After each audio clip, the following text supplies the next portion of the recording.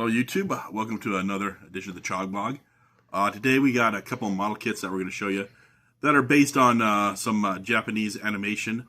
Our brother Stan especially wanted to, this is a special episode for him because he had one of these model kits as a kid and he wondered if he started us collecting these kits. He got us the first these one. figures. And we'll show you which one he had, but we have quite a few of them. They're based on, some of them are based on Robotech, some of the ships, and then these other ones are called the Dorvacks, were basically like giant suits of armor that people would wear. They're different. There's a couple different scales, but each one of these has a little guy in them.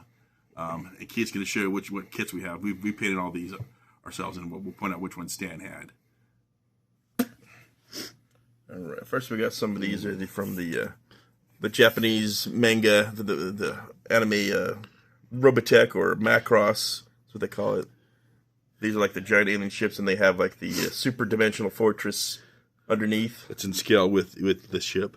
So this one's like the size of an aircraft carrier. So these are pretty big ships. I see the kind of turn around so I can see the whole view of it. Yeah, they're kind of organic looking. They got a lot of weird looking shapes on them. Alien writing. Pretty cool.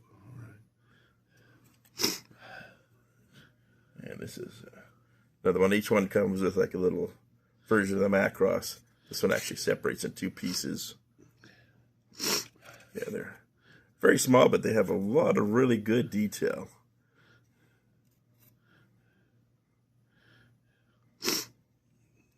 I never did finish watching that anime. I started it, but it's got a lot of episodes. It takes a long time to finish. There's another one with it's like a little shape on the front.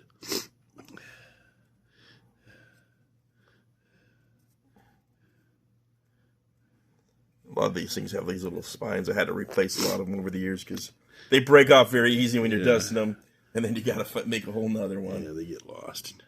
Yeah, this is the last one here of these types. As each one, we painted the super dimensional fortress a little differently. This is actually how it appears in the actual show, the actual colors of it. In itself, it transforms into a giant robot, city-sized robot. Which they actually have a life-size one of in Japan. Not the Macross. Just the Gundam. Yeah. All right, and these are the Dorvacks. I guess we'll start with the first one. This is the one that our brother Stan had. Yeah, it was like right around Christmas. A lot of the supermarkets started carrying these. They were imported directly from Japan. And these are really super detailed. They're posable. In fact, this gun actually comes with tiny bullets that it shoots out. You can shoot these little bullets, but we try not to because see, there's a little bullet right in there. See the bullet right inside there. Yeah, if we shoot them, they get lost really easy. But they have a lot. They have like little cables everywhere. They've got like wires and little jets. A lot of decals. But yeah, we used to play with them as toys, but because we were very young, but we'd break them. But yeah, as soon as Stan bought that one, we started getting all the other ones. We said, "Oh, those are pretty cool." Now, I don't know. We don't know the name. I don't remember the names of any of them. They all got like different names. But there's another one's got a little blaster mounted up here. He's got some big old mounted jetpack, and again, they all have like little wire connectors to add. And they're all very posable. You can still move them and pose them however you want. Yeah, Japanese models are very, very detailed. They know how to make some really cool kits. They are the best. Yeah, we got this guy here. He's got his little scope. A bunch of missiles. Missiles shoot out. We definitely did a better job of painting him this time. Although Stan did a really good job on his.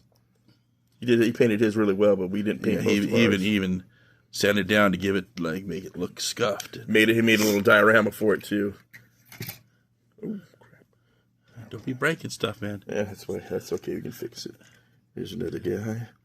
Like I said, a lot of these have the same parts, but like I say, each they all have the same posability, so you can still pose them if you want to make dioramas for them.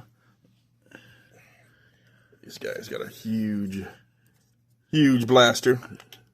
I think this is one of the ones we had when we were kids too, but I don't think we ever painted them. No, we just left them that color. A lot of times we leave them raw plastic, but man, the amount of detail on these guys is so cool. There's another guy. Yeah, and a lot of them have really big blaster arms. They come with the instructions have like pretty detailed diagram that shows a cutaway. So it shows the pilot that sits in there, how he fits in there, and all the controls inside. We keep all the instructions in all the boxes for these because they have a lot of cool extra illustrations. And they show a lot of the other models, which I think we have most of them. Yeah, I think there's only one or two we're maybe missing, but I think we got almost a complete collection of the Dorvacks. This one's pretty cool.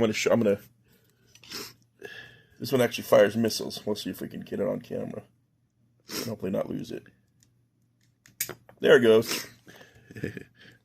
It also had lights, but I couldn't figure the gun had lights, but I could not figure out how to hook it up because it was all in Japanese and I could not understand the instructions. The laser would light up. We had this one too as kids. Yeah, we did a crap job of painting the first one. We didn't even paint the plastic. We just painted the clear part. But we did get the missiles to fire on our original one too. And when we lost them. Yeah. And there's this guy here. He's a little smaller scale, but he comes with a little jet sled.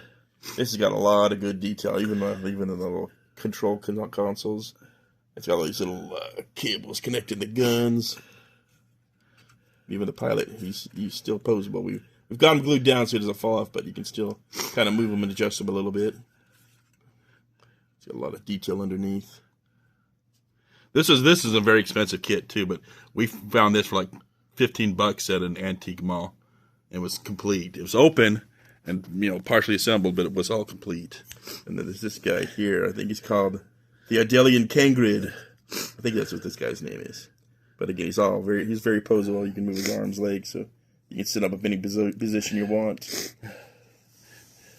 And there's these guys. There's a couple more of these we have to get. Like little they look kind of like, almost like birds or something with armor on it. The pilot would sit in the head.